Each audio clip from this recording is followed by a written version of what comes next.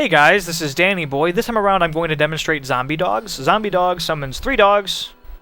They fight by your side, they do a little bit of your weapon damage as physical per hit. They're really nothing special, they're more just meat shields and fodder than anything else. They die incredibly quickly on anything but really normal, and even in normal they can die pretty fast. This is what they look like. Little puppies with headdresses, purple. Cute. Okay, so zombie dogs, oh dear god, it's gonna take me a minute to just transfer the runes. No! No! I dearly hope this is helpful to someone, because this is going to take over 10 minutes waiting for cooldowns alone. God. Okay, so next is rabid dogs. Rabid dogs make them now do weapon damage as poison over 3 seconds. This is another ability that has a nice synergy with bad medicine. Another way to do poison damage, another way to reduce enemies' damage by 20%. Or rather to, well yeah, it's essentially 20% damage reduction. So, other than that, they're really exactly the same. They're just now green. They have these little pukey poison ores. Get out of the way, Templar. Much the same, they're now green. Next up is Final Gift. Final Gift gives them a 15% chance to leave behind a health globe when they die. Can be an interesting synergy with Gruesome Feast, which is you gain 10% of your max mana whenever you get a health globe, and 10% intelligence for 10 seconds whenever you get a health globe, stacking up to 5 times. So stacking that, the health globe you can get from the zombie dogs dying, along with, say, Grasp of the Dead. Where are you? And whenever they die, in Grasp of the Dead, you have a 5% chance to get a health globe, and just the regular health globes that enemies tend to drop. You want to just kind of keep the buff rolling, and it will dramatically increase your DPS. 50%, up to 50% increased intellect is a ton of damage. So something to keep in mind. I will show this, and I will simultaneously demonstrate it with Sacrifice. Where are you, Sacrifice? Just base Sacrifice. So, some of the dogs, they are now a weird, shadowy purple color.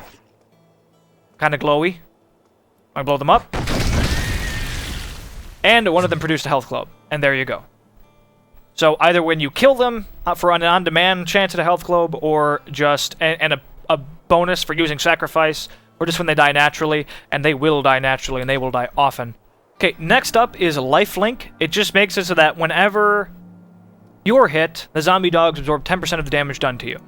So your damage is going to be spread among the zombie dogs as well. It turns them red, kind of a black cloud around them. This will absolutely make them die even faster than they normally do, though. Something to keep in mind. They already die incredibly quickly on pretty much all difficulties, say, just even early normal. Beyond early normal, they die very, very fast, to the point that you're only going to usually use them to sacrifice for damage. But you can try it. I don't think you're really going to have much success with it, though. It is some bonus damage reduction while they are alive, but not going to be alive very long. I think there are probably better choices. But considering your options, unless you're going to use a Gruesome Feast build, I wouldn't really bother with Final Gift most of the time. Rabid Dogs, I would only use if you're using bad medicine. Next up is Burning Dogs, which makes them do essentially just fire damage in a little aura around them. 2% of your weapon damage is fire damage, which is very, very little damage, so it is a pulsing aura. So let's just show that real quick. Oh no! It got squished. So now they are fiery. Fire faces and heads and bodies. Red and green, it seems, so they are Christmassy as well. And finally, Leeching Beasts. Beyond Rabid Dogs for bad medicine and Final Gift for Gruesome Feast, I would say your best bet for this particular skill is Lifelink, I guess. Just, I mean, 10% damage reduction is 10% damage reduction, so why not? Personally, I think you're probably better off with Leeching Beasts, though. Kind of like Blood Golem post-buff near the very end of Diablo 2's life cycle, which made it almost usable, still not quite. But it just kind of makes them do damage, and they return that as life for themselves, and half of it also for the actual player, the actual Witch Doctor. So, I personally kind of like going with this, because not only does it give, if I'm going to use the ability, mind you, which I don't, because they die instantly, but if I was going to use the ability, and when I have used it, once I unlocked Leeching Beasts, I went with Leeching Beasts, because not only does it increase their longevity, or rather my longevity, but also their longevity. Whereas with lifelink, it's only really increasing my longevity, and it's at the detriment of theirs. So they're going to die even more frequently, and they're already so squishy. But if you can get to the point that they're survivable, either of these, I would say, are pretty solid choices. But let's see Leeching Beast. That was not the right ability. So now they are like a bright red with white feather things on them. That's basically the ability.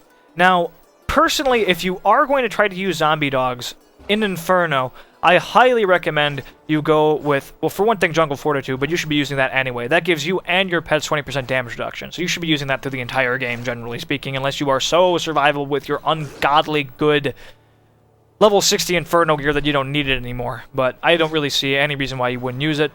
As well, I would recommend using Zombie Handler, because that actually gives you 4 zombie dogs, and it increases their total health by 20% for both your dogs and your Gargantuan. So that's definitely an excellent choice if you want to make them survivable. The most important choice, however, is Fierce Loyalty, giving them 100% of your life regeneration. And that massively increases their survivability, and massively increases the survivability of the Gargantuan as well. So the only way I really see making the dogs usable in Inferno, or even Hell, is to use Fierce Loyalty and to stack a lot of life regeneration and build around Fierce Loyalty.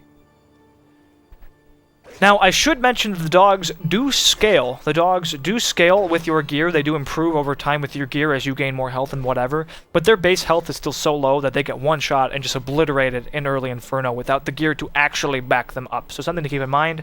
Before I stop using them, though, I will just quickly show. Looky, I have 4 doggies now rather than 3. So you can have up to 4. You can never have more than 4 ever.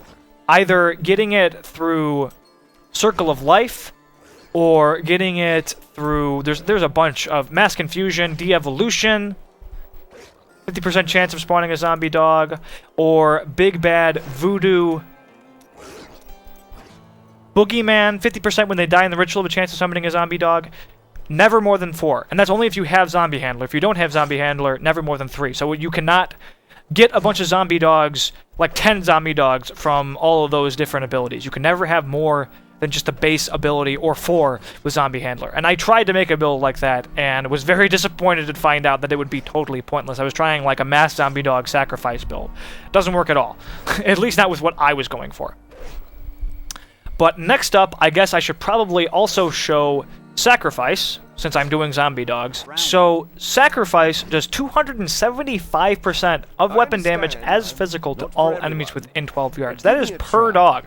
So with Zombie Handler with 4 dogs, you're talking 1100% weapon damage as physical in a 12-yard radius. And you can absolutely hit one target with it. If you have one champion or one unique left and all the dogs are standing on top of them, you can do 1100 weapon damage to them. You can do an immense amount of damage with Sacrifice, but generally speaking, you're going to do it once per minute, barring things like De-Evolution, or the other stuff I mentioned, Boogeyman for Big Bad Voodoo or whatever. And I try to build like that, and yeah, it's fun to do all that damage at once, but it's not something that's really sustainable, and you are using both Sacrifice and Zombie Dogs in order to do it. And your zombie dogs die so quick that they're basically just being spawned to sacrifice immediately. So you're sacrificing 2 skill slots, essentially, for one ability. And for me, that's never worth it. I can't justify that really at all. It's unfortunate, but I know people were all up and theory crafting about their crazy zombie sacrifice builds in beta and whatever, but practically speaking, I just don't think it works very well. But feel free to try it out and make your own decision. But I've already shown base sacrifice. It blows them up. Black Blood, here, I should probably demonstrate the ability. And I'll do 4 dogs so it's more spectacular. Let me go blow shit up. I'll be back. So, once I find a pack, you will see that this ability can do some immense damage. Here we go. Killed all those little bastard dogs basically instantly. Except for these couple. Can do a lot of damage. I will show it again just so that you have a better idea. Okay, here's a nice size pack of guys. Boom! Everybody dead. just instantly. It can do so much damage. It's some of the most damage you can actually do as a Witch Doctor. But it's not very frequent. It's not something that you can rely on. It's more of an oh crap ability sort of thing. So next up is Black Blood. Black Blood just slows all enemies around the dogs when they explode. So 12-yard radius when you blow them up. It slows enemies for 8 seconds by 60%. It's exactly the same, really, as a Grasp of the Dead. It's just Grasp of the Dead is a targeted patch, whereas this will allow you to slow a lot more guys in a larger radius. But they last the exact same amount of time. Grasp of the Dead can be used every 8 seconds, though, whereas this can be used only once a minute, barring getting lucky with procs from other abilities, if you actually build around it. Can't recommend it. It doesn't actually leave behind a persistent field.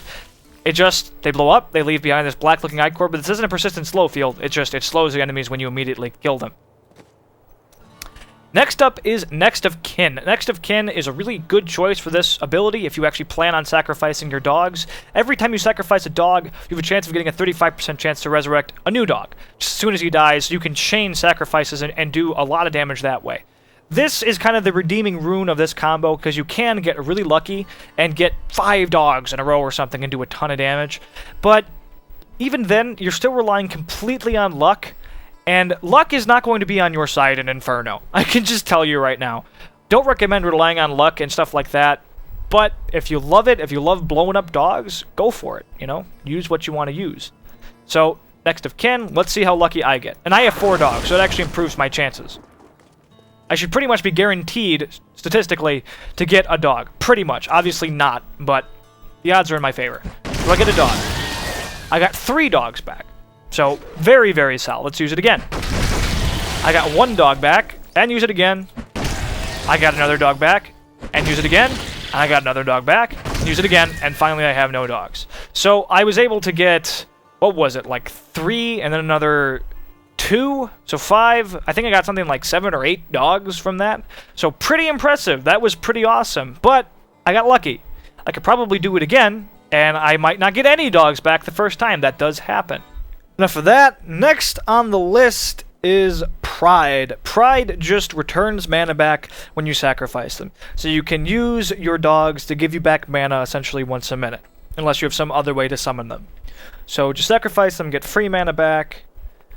There are better ways to return mana, though, that are far more consistent. Yes, it does give you a lot. I mean, if you have 4 dogs, it'll essentially just fill your mana bubble from scratch. But I have a feeling you're going to be, if you are so mana intensive that you need a solid means of returning your mana, I feel like you're going to be draining it for a lot faster than just once per minute. And even just getting a free dog every so often from Circle of Life can certainly be helpful, but it's not consistent. It's a random 5% chance when you kill an enemy. You will certainly get dogs. It will happen, of course, but it's not going to be something that you can rely on in any given situation. And again, it's complete RNG, but let us summon the puppies. And do I have a means of actually draining my mana? I do not. Want to find more gold out there? Let us use with you next time. Zombie bars. Need more time. Drain my mana. Need more mana. And now we sacrifice the dogs. That was not spec'd, was it? Okay, now let's try that again. Even with 3 dogs, it will fully replenish my mana bubble. I only have 740 mana. So, 0 mana, 0 mana. There we go. Sacrifice. Makes them blow up into like blue smoke, and you saw I got all of my mana back instantly. So yes, you can get a big boost of mana when you sacrifice them, but it's not very frequently, so I couldn't really recommend it.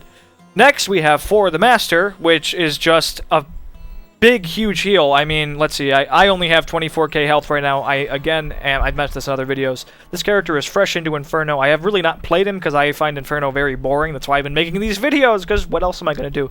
For the Master. For the Master gives you health back. Summon the dogs. And it's sizable. You're talking with 4 dogs about, what, 6, 12, 18, 24, plus another 808. So like 24,808. So it would be a full heal for me. But once you have more health, it wouldn't. But it's still a huge heal, so you could absolutely use it in a pinch. Let's summon the dogs. I'm not going to actually go out and like get hit or anything. It doesn't really matter. Let's just see what it looks like when they blow up. Red. It looks kind of reddish. There's a little red flash on me. That's basically that. Finally, I think is definitely your best choice, barring next of kin, if you really want to emphasize sacrificing the dogs, is simply Provoke the Pack, which each dog gives you 5% damage for 30 seconds. So that's actually a fairly solid uptime. You're talking 20% bonus damage if you have 4 dogs for 30 seconds out of every minute. It's a lot of damage. That can be pretty impressive. Again, though, it's 2 abilities just for the sacrifice effect. Your dogs, you're going to summon them and immediately sacrifice them. They're going to die otherwise in Inferno, unless you have a lot of gear and you've built around it. They're going to die. So it's 2 abilities for 20% bonus damage. I feel like there are better choices, even though that's awesome.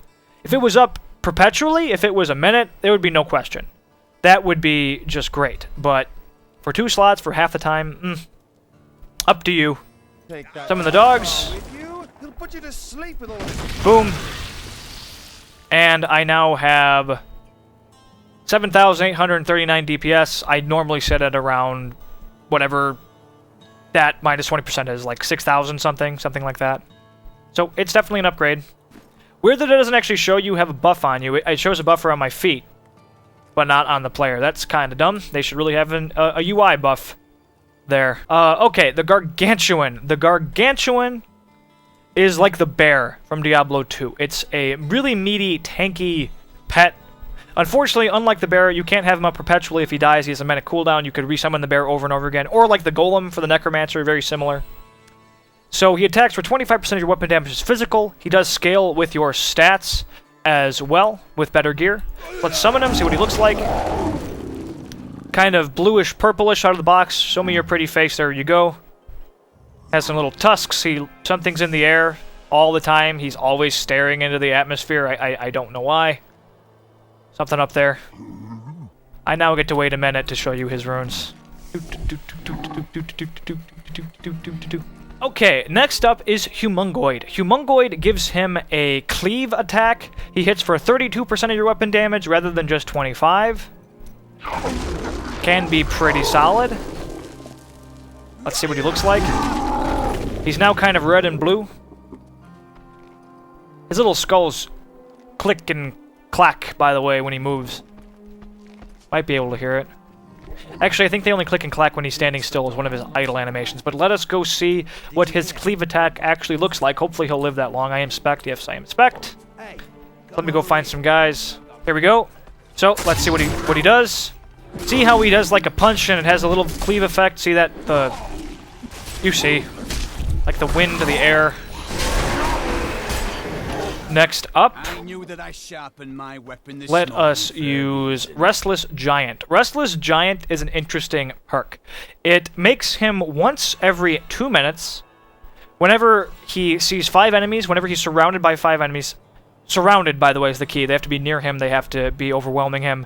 Or when he sees a unique or a champion, he will enrage for 15 seconds. He will move 20% faster, which improves his uptime. He'll attack 35% faster, which improves his damage and his kind of just making enemies stick to him. And he will do 3 times his normal physical damage. Well, not 3 times. He normally does 25%, so it's actually far more than 3 times. But 200% physical damage. But he does it once every 2 minutes. Oh, and yeah, its elites includes bosses as well. The quest, purplish mob things, like everything that you would think would be a strong target, basically. Now, it's disingenuous to say that he can only do it once every 2 minutes, though, because if he's actually alive after he enrages and his cooldown is not up, you can cast him again and he'll immediately enrage again, assuming that there's still a unique or a bunch of enemies near him. So you can actually use it once every minute or so, assuming that he's just in an encounter where he would normally enrage, because his cooldown is a minute. So I will demonstrate that. And to give you an idea what he looks like, he looks kind of like a mummy. He's wrapped in cloth. I actually think he looks really cool. This is one of my favorite skins for him. He's wrapped in cloth, and he has a black head. And he's still kind of, I like the sky, I'm looking into the sky. What's up there? Reminds me of like a dog. There we go. So wait for it, and there he goes. He is enraged. He's attacking twice as fast. I am taking a lot of damage. He's doing more damage. He unfortunately died instantly, but I can just pop him again. And he enraged again immediately. He's dying instantly from the arcane things. Heal me.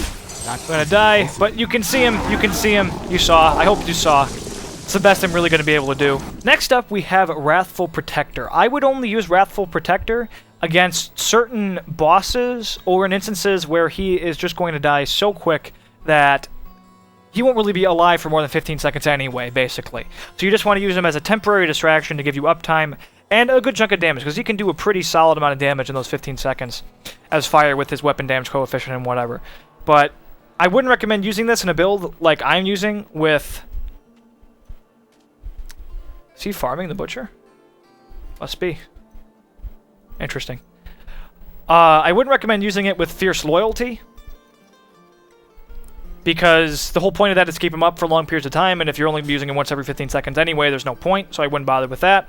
I wouldn't bother really using Zombie Handler either. Just, you don't need to increase his health at all if you're going to use Wrathful Protector. You're just keeping up for a short period of time, really. I mean, if he's dying so quick that he's going to be dead in even 15 seconds, then you shouldn't be using the ability, period, because you're not well enough geared and he hasn't scaled enough with your gear to actually survive on Inferno for any particular amount of time. But, again, just... if he's only going to live for a little while and you want a temporary distraction and some damage, go for Wrathful Protector. Otherwise, I would use Restless Giant or some of the other options. But let us check out Wrathful Protector. Oh. Well, and that's basically it. You just summon him, and he starts out huge. He does damage as fire. That's what he looks like up close. It's all big and red and black. And it lasts 15 seconds, and he'll despawn. And I will use him in actual combat in just a second. Okay, so hopefully this will give you an idea of his damage potential and just the knockback that he does. So you spawn him, he's huge. He's the size of a lot of the bosses in the game, actually. He knocks enemies back. I can use him here to kind of create a, just clog up this choke point, keep enemies away from me.